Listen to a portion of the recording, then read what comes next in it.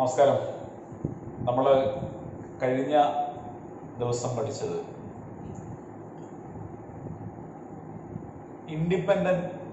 Law of independent assortment ആണ്. Law of independent അസോർട്ട്മെന്റിൽ നമ്മൾ രണ്ട് ക്യാരക്ടറിന്റെ ഇൻഹെറിറ്റൻസ് ആണ് പഠിച്ചത്. ആ രണ്ട് ക്യാരക്ടറിന്റെ ഇൻഹെറിറ്റൻസ് ആയതുകൊണ്ട് നമ്മൾ അതിനെ ഡൈഹൈബ്രിഡ് ക്രോസ് എന്നാണ് വിളിച്ചത്. When two character is included in a cross, that cross is called dihybrid cross. അപ്പോൾ ഈ ഡൈഹൈബ്രിഡ് ക്രോസിൽ ഫിനോട്ടിപ്പിക് റേഷ്യോ നമ്മൾ പറഞ്ഞു. കഴിഞ്ഞ ക്ലാസ്സിൽ നമ്മൾ പറഞ്ഞിരുന്നതാണ് ഫിനോട്ടിപ്പിക് റേഷ്യോ. ഫിനോട്ടിപ്പിക് റേഷ്യോ 9:3:3:1 എന്ന് പറയുന്നത്. അതിന്റെ ജീനോട്ടിപ്പിക് റേഷ്യോ എന്ന് പറയുന്നത്, അതിന്റെ ജീനോട്ടിപ്പിക് റേഷ്യോ എങ്ങനെയാണെന്നുള്ളത് നമ്മൾ കഴിഞ്ഞ അതിന്റെ നോട്ട്സ് നിങ്ങൾക്ക് നൽകിയപ്പോൾ നിങ്ങൾക്ക് അത് എങ്ങനെയാണ് അതിന്റെ ജിനോട്ടിപ്പിക് റേഷ്യോ കണ്ടുപിടിക്കുന്നത് എന്നുള്ള കാര്യം ആ ടാബിൾ കോളത്തിൽ നമ്മൾ പറഞ്ഞതാണ്. ആ ടാബിൾ കോളത്തിൽ നിങ്ങൾ വരച്ചപ്പം അവിടെ വ്യത്യസ്തമായ 9 കോമ്പിനേഷൻസ് ആണ് ഉണ്ടാവും. 9 കോമ്പിനേഷൻസ് ആണ് അവിടെ ഉണ്ടാവും. ആ 9 കോമ്പിനേഷൻസ് ഏതൊക്കെയാണ്? ആ 9 കോമ്പിനേഷൻ ഫോർ എക്സാമ്പിൾ TTRR, അതൊരു കോമ്പിനേഷൻ. വേറൊരു കോമ്പിനേഷൻ, വേറൊരു ജനറ്റിക് കോമ്പിനേഷൻ TTRR, വേറൊരു കോമ്പിനേഷൻ TTRR. ഇങ്ങനെ 9 കോമ്പിനേഷൻസ് ആണ്. ആ 9 കോമ്പിനേഷൻസിൽ genotypic ratio of dihybrid cross എന്താണ് എന്ന് ചോദിച്ചാൽ, that is the 1:2, 1:2,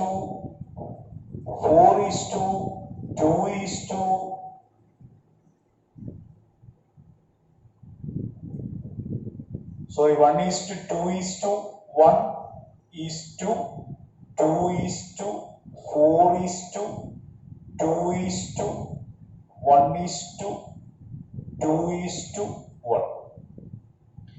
ഇതാണ് ഡൈഹൈബ്രിഡ് ക്രോസിന്റെ ജീനോട്ടിപ്പിക് റേഷ്യോ. 1:2, 2:1, 2:4, 1:2:1. ഇതിനൊരു എളുപ്പ വഴിയുള്ളത്, നമുക്ക് ഓർത്തിരിക്കാനൊരു എളുപ്പ വഴി. കോമ്പിനേഷൻസ് നിങ്ങൾ ആ ടാബിൾ കോളം വെച്ച് ചെയ്ത് കഴിയുമ്പോൾ നിങ്ങൾക്ക് ഈ കോമ്പിനേഷൻസ് എല്ലാം ഐഡന്റിഫൈ ചെയ്യാൻ പറ്റും. എളുപ്പ വഴി ഇത്രേ ഉള്ളൂ. മോണോഹൈബ്രിഡ് ക്രോസിന്റെ ജീനോട്ടിപ്പിക് റേഷ്യോ 1:2:1. അതിന്റെ ഡബിൾ 2:4:2. ആ 1:2:1 നമ്മൾ വീണ്ടും റിപ്പീറ്റ് ചെയ്യും. അത് ഓർത്ത് വെക്കാനുള്ള ഒരു ചെറിയൊരു ക്ലൂ ആണെന്ന് മാത്രം കരുതിയാൽ മതി. അപ്പോൾ genotypic ratio of dihybrid cross, that is the 1:2, 1:2, 2:4:2, 1:2:1. Okay, ഇനി നമ്മൾ പഠിക്കാൻ പോകുന്നത് അടുത്ത ഒരു കോൺസെപ്റ്റ്, ടെസ്റ്റ് ക്രോസ് എന്ന് പറയുന്ന ഒരു കോൺസെപ്റ്റിലേക്ക് വരാം. എന്താണ് ടെസ്റ്റ് ക്രോസ്? ടെസ്റ്റ് ക്രോസ് എന്ന് വെച്ചാൽ ഇത്രേ ഉള്ളൂ. F1 progeny that is crossed with their recessive parents. ഒന്നാം തലമുറയിലെ കുട്ടി അതിന്റെ റെസസീവ് പേരന്റുമായിട്ട് ക്രോസ് ചെയ്യുന്ന പ്രോസസ്സിനെ വിളിക്കുന്ന പേരാണ് ടെസ്റ്റ് ക്രോസ് എന്ന് പറയുന്നത്. എന്താണ് ടെസ്റ്റ് ക്രോസ്? ടെസ്റ്റ് ക്രോസ് എന്താണെന്ന് ചോദിച്ചാൽ ഇത്രേ ഉള്ളൂ. Test cross means the F1 hybrid is crossed with their recessive parent. ഇത് സാധാരണയായിട്ട് പ്ലാന്റ്സിലാണ് ഈ ടെസ്റ്റ് ക്രോസ് ചെയ്യാറുള്ളത്.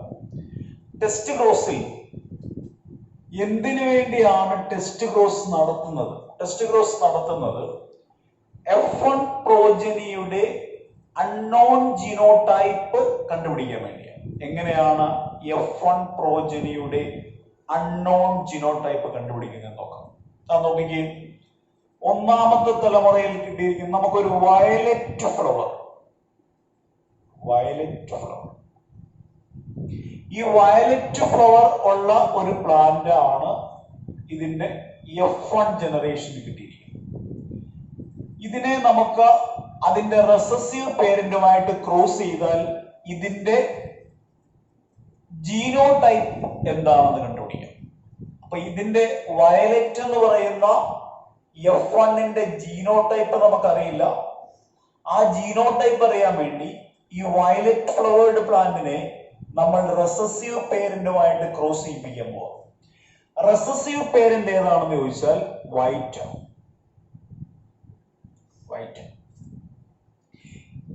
ഇങ്ങനെ ക്രോസ് ചെയ്യുമ്പോൾ നമുക്ക് രണ്ട് പോസിബിലിറ്റീസ് കിട്ടും, രണ്ട് സാധ്യതകളാണ് കിട്ടുന്നത്.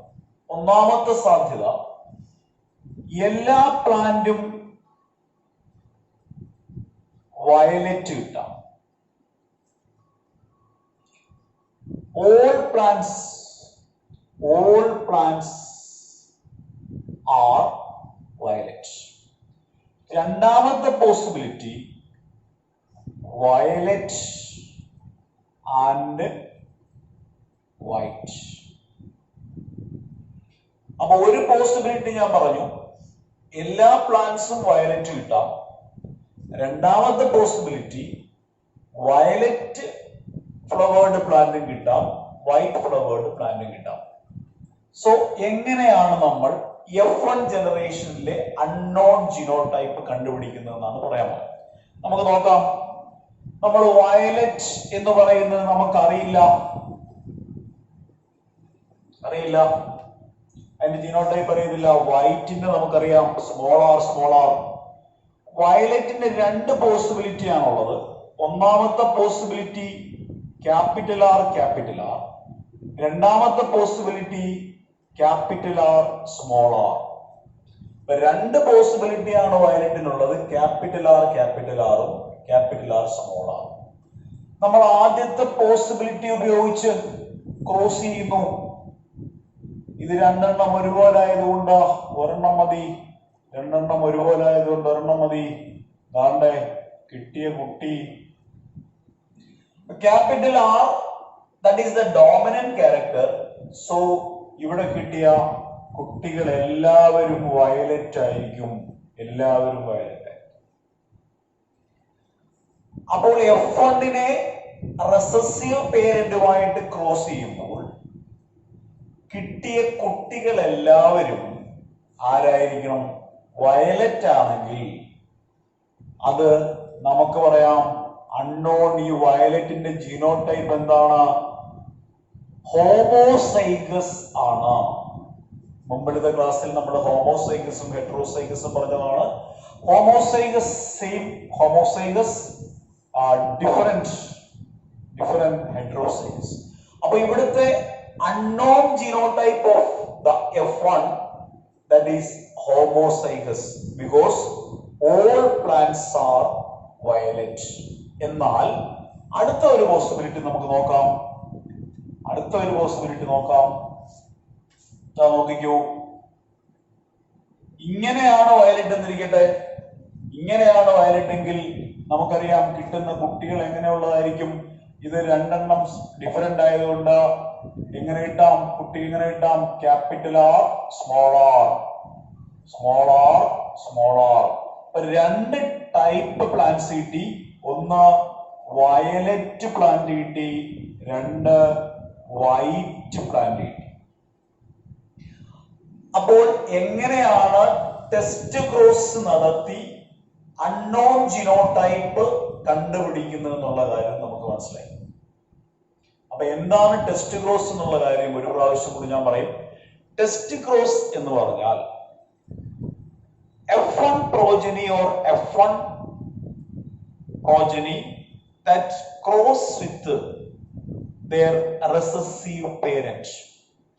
ഒന്നാം തലമുറയിലെ കുട്ടികളെ കൊണ്ട് അതിന്റെ റെസസീവ് പേരന്റുമായിട്ട് ക്രോസ് ചെയ്യിപ്പിക്കുന്ന പ്രോസസ്സിനെ വിളിക്കുന്ന പേരാണ് ടെസ്റ്റ് ക്രോസ്. ഇത് സാധാരണയായിട്ട് പ്ലാന്റ്സിലാണ് ടെസ്റ്റ് ക്രോസ് നടത്തുന്നത്. ഇനി ഈ ടെസ്റ്റ് ക്രോസ് കൊണ്ട് എന്തിനു വേണ്ടിയാണ് ടെസ്റ്റ് ക്രോസ് നടത്തുന്നത് എന്നുള്ള കാര്യം ഞാൻ പറഞ്ഞു. എന്തിനു വേണ്ടിയാണ് ടെസ്റ്റ് ക്രോസ് നടത്തുന്നത്? F1ന്റെ ജീനോടൈപ്പ് നമുക്ക് അറിയില്ല എങ്കിൽ ആ ജീനോടൈപ്പ് ഐഡന്റിഫൈ ചെയ്യാൻ ടെസ്റ്റ് ക്രോസ് നമ്മളെ സഹായിക്കും. അതെങ്ങനെയാണെന്ന് ഞാനിവിടെ സൂചിപ്പിച്ചു. F1 നമുക്കതിന്റെ എന്തറിയില്ല, ജീനോടൈപ്പ് അറിയില്ല. ആ F1നെ നമ്മൾ എന്തുമായിട്ട് ക്രോസ് ചെയ്യിപ്പിച്ചു? അതിന്റെ റെസസീവ് പേരന്റുമായിട്ട് ക്രോസ് ചെയ്യിപ്പിക്കുമ്പോൾ കിട്ടുന്ന കുട്ടികൾ അല്ലെങ്കിൽ ഓസ്പ്രിങ്സ് എല്ലാം തന്നെ സെയിം ആണെങ്കിൽ അതെങ്ങനെയായിരിക്കും? അത് ഹോമോസൈഗസ് ആയിരിക്കും. അങ്ങനെയാവുമ്പോൾ എല്ലാ ഓസ്പ്രിങ്സും സെയിം ആയിരിക്കും. മനസ്സിലാവുന്നുണ്ടോ? ഓക്കെ.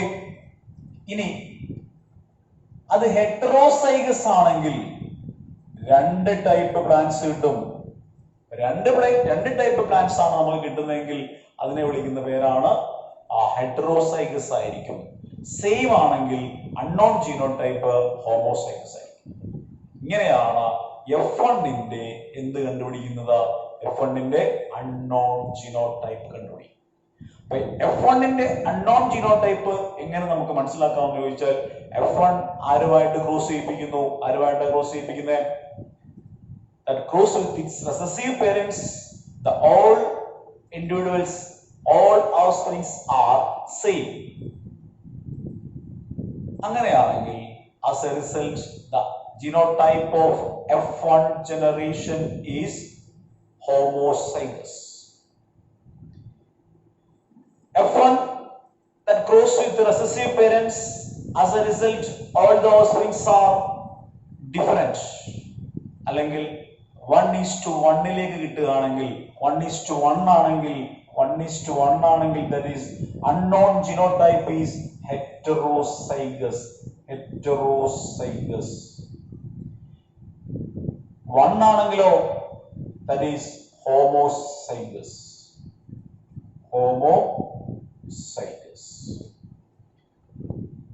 ടെസ്റ്റ് ക്രോസ്, ഇതാണ് ടെസ്റ്റ് ക്രോസ്. ഇനി നമുക്ക് അടുത്തത് പഠിക്കേണ്ടത് deviations from Mendel's law. Deviations of Mendel's law.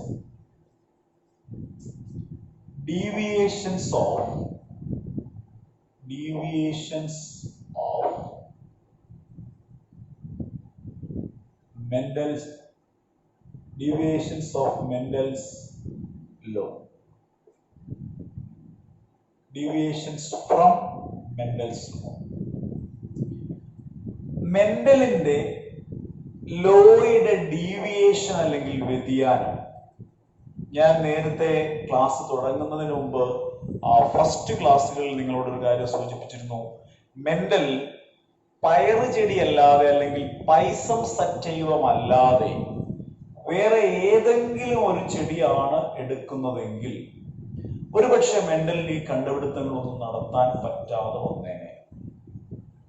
അതൊരു സർപ്രൈസ് ആയിട്ട് നിൽക്കട്ടെ, അത് പിന്നീട് പറയാമെന്ന് ഞാൻ അന്നേരം പറഞ്ഞു. ആ സർപ്രൈസ് ഇപ്പൊ വരാൻ പോവാ. മെൻഡൽ പയറ് ചെടിയിൽ തന്റെ പരീക്ഷണങ്ങൾ അല്ലെങ്കിൽ പൈസം സറ്റൈവത്തിൽ തന്റെ പരീക്ഷണങ്ങൾ നടത്തിയത് കൊണ്ടാണ് മെൻഡലിന് വലിയ ഡീവിയേഷൻസ് ഒന്നും മെൻഡലിന്റെ ശ്രദ്ധയിൽ പെടാതെ പോയി. തുടക്കത്തിലെ തന്നെ ഡീവിയേഷൻസ് കണ്ടിരുന്നുവെങ്കിൽ, അങ്ങനെ ഡീവിയേഷൻസ് ഉള്ള ഏതെങ്കിലും ഒരു സ്പെസിമെനിലാണ് വർക്ക് നടത്തിയെങ്കിൽ, ഏതെങ്കിലും ഒരു പ്ലാന്റ്സിലാണ് തന്റെ വർക്ക് നടത്തിയിരുന്നെങ്കിൽ ഒരുപക്ഷെ മെൻഡലിന് ഈ കണ്ടുപിടുത്തങ്ങളൊന്നും തന്നെ നടത്താൻ പറ്റാതെ വന്നേ. മെൻഡൽ പയറ് ചെടിയിലായപ്പോൾ കൃത്യമായിട്ട് law of dominance, law of independent assortment, law of segregation ഇതെല്ലാം കൃത്യമായിട്ട് നടന്നു.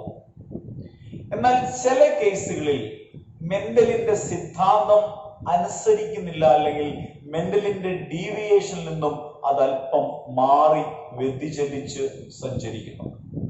അതിലെ ഒന്നാമത്തതാണ് നിങ്ങൾക്ക് പഠിക്കാനുള്ള first one, incomplete dominance. Incomplete dominance.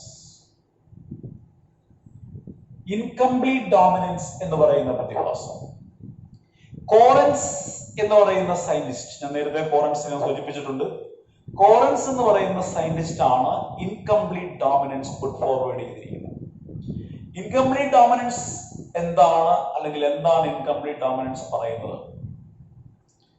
When two characters is intermixed, as a result, the intermediate character is expressed in their offsprings.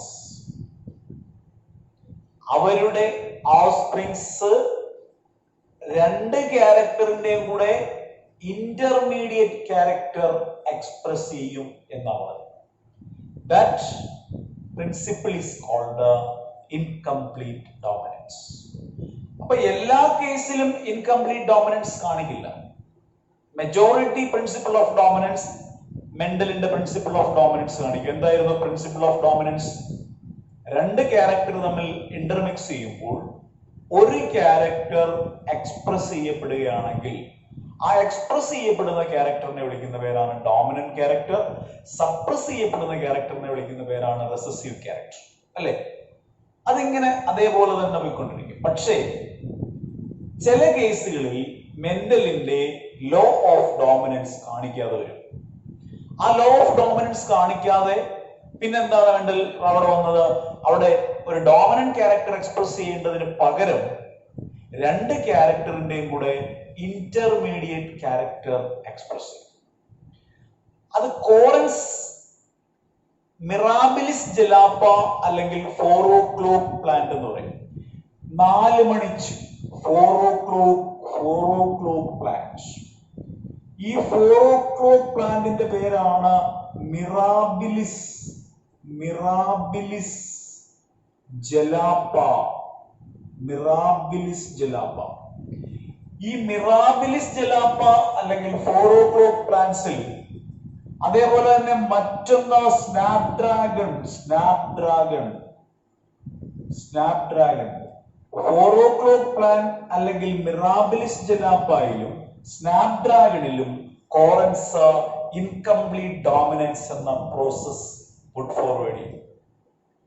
Incomplete dominance എന്ന് പറഞ്ഞാൽ when two character is intermixed, as a result the intermediate character is expressed in the F1 generation.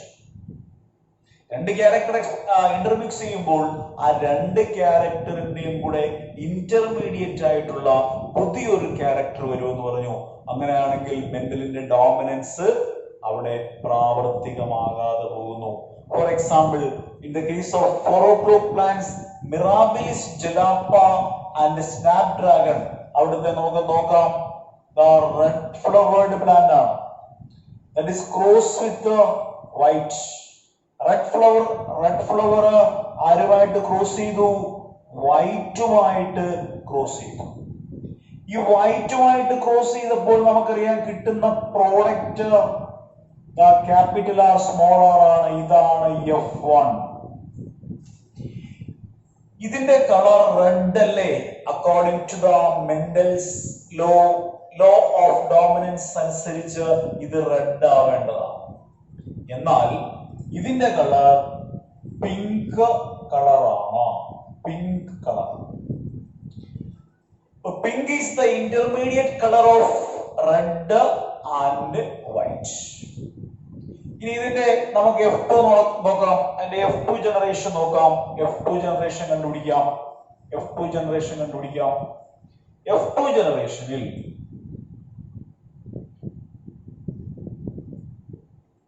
into F1 അല്ലേ? നോക്കിക്കേ, കിട്ടുന്ന product നോക്കാം. Capital R small R capital R small R ഇങ്ങനെയാണ് കിട്ടുന്നത്.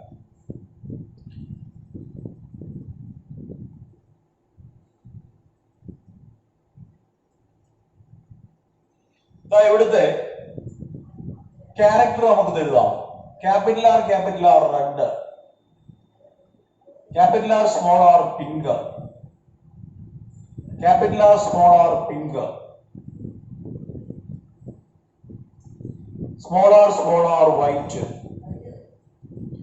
അപ്പൊ ഇവിടുത്തെ ഫിനോട്ടിപ്പിക് റേഷ്യോ എങ്ങനെ പറയാം? നമ്മൾ കാണുന്നത് വിളിച്ചു പറയുന്നതാണല്ലോ ഫിനോട്ടിപ്പിക് റേഷ്യോ. അങ്ങനെയാണെങ്കിൽ ഇവിടുത്തെ ഫിനോട്ടിപ്പിക് റേഷ്യോ എങ്ങനെ പറയാം? ഒരു റെഡ്, രണ്ട് പിങ്ക്, ഒരു വൈറ്റ്. ഓക്കെ, 1:2 2:1.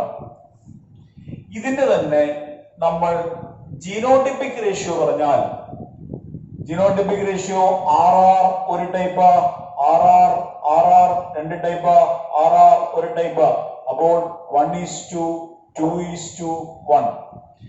അപ്പൊ ഇൻകംപ്ലീറ്റ് ഡോമിനൻസിന്റെ ഒരു പ്രത്യേകത അവിടുത്തെ ഫിനോട്ടിപ്പിക് റേഷ്യോയും ജീനോട്ടിപ്പിക് റേഷ്യോയും സെയിം ആയിരിക്കും. ജീനോട്ടിപ്പിക് റേഷ്യോയും ഫിനോട്ടിപ്പിക് റേഷ്യോയും സെയിം ആയിരിക്കും എന്തിന്റെ കേസിൽ? ഇൻകംപ്ലീറ്റ് ഡോമിനൻസിന്റെ കേസിൽ. എന്നാൽ ലോ ഓഫ് ഡോമിനൻസിന്റെ കേസിൽ എങ്ങനെയായിരിക്കും? Phenotypic ratio is 3:1. അവിടെ ഫിനോട്ടിപ്പിക് റേഷ്യോ 3:1 ആയിരിക്കും. ജീനോട്ടിപ്പിക് റേഷ്യോ 1:2:1 ആയിരിക്കും. അപ്പോൾ പ്രിൻസിപ്പിൾ ഓഫ് ഡോമിനൻസിൽ phenotypic ratio 3:1, law of principle of incomplete ഡോമിനൻസിൽ ഫിനോട്ടിപ്പിക്കും ജീനോട്ടിപ്പിക്കും സെയിം ആയിരിക്കും 1:2:1. അവിടുത്തെ ഫിനോട്ടിപ്പിക് 1:2:1, ഒരു റെഡ്, രണ്ട് പിങ്ക്, ഒരു വൈറ്റ്. ഓക്കെ.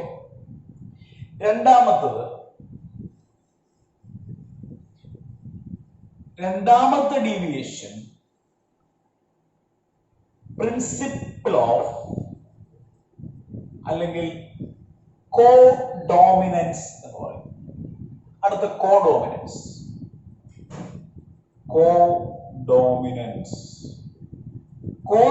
എന്ന് പറഞ്ഞാൽ when two characters intermix, അവിടെ രണ്ട് ക്യാരക്ടർ ഇന്റർമിക്സ് ചെയ്യുമ്പോൾ ഈ രണ്ട് ക്യാരക്ടറുകളും ഈക്വലി എക്സ്പ്രസ് ചെയ്യുകയാണെങ്കിൽ അങ്ങനെ എക്സ്പ്രസ് ചെയ്യുന്ന സ്ഥലം, അങ്ങനെ എക്സ്പ്രസ് ചെയ്യുന്ന അവസരങ്ങൾ വരുന്നത്. രണ്ട് ക്യാരക്ടറും കൂടെ ഈക്വൽ ആയിട്ട് എക്സ്പ്രസ് ചെയ്യുക, രണ്ടിന്റെയും കൂടി ഇന്റർമീഡിയറ്റ് അല്ല, ഒരാൾ മാത്രം എക്സ്പ്രസ് ചെയ്യുകയല്ല. അപ്പൊ ഒരാൾ മാത്രമാണെങ്കിൽ അത് ലോ ഓഫ് ഡോമിനൻസ് ആവും, ഇന്റർമീഡിയറ്റ് ആണെങ്കിൽ ഇൻകംപ്ലീറ്റ് ഡോമിനൻസ് ആവും. പക്ഷെ ഇവിടെ അതല്ല, രണ്ട് ക്യാരക്ടറും അതിന്റെ ഈക്വൽ എക്സ്പ്രഷൻ പ്രൊവൈഡ് ചെയ്ത് F1 ജനറേഷൻ ഉണ്ടാവുകയാണെങ്കിൽ അതിനെ വിളിക്കുന്ന പേരാണ് കോഡോമിനൻസ്. ഫോർ എക്സാമ്പിൾ, കോഡോമിനൻസിന് ഒരു എക്സാമ്പിൾ ഞാൻ പറയാം. നിങ്ങൾ ടെക്സ്റ്റിൽ ഇല്ലാത്തൊരു എക്സാമ്പിളാണ്, നിങ്ങൾക്ക് പെട്ടെന്ന് മനസ്സിലാകാൻ വേണ്ടി. ഒരു റെഡ് കളേർഡ് കാറ്റിൽ മീൻസ് കന്നുകാലി, that is crossed with black colored cattle. അപ്പൊ രണ്ട് കന്നുകാലികളുടെ ക്രോസിംഗ് ആണ് ഇവിടെ ചെയ്യുന്നത്. ഒന്ന് ചുവപ്പ് നിറമുള്ള കാറ്റിലും കറുപ്പ് നിറമുള്ള കാറ്റിലും തമ്മിൽ ക്രോസ് ചെയ്തപ്പോൾ കിട്ടിയ കുട്ടിയുടെ നിറം എന്താണെന്ന് ചോദിച്ചാൽ the color of the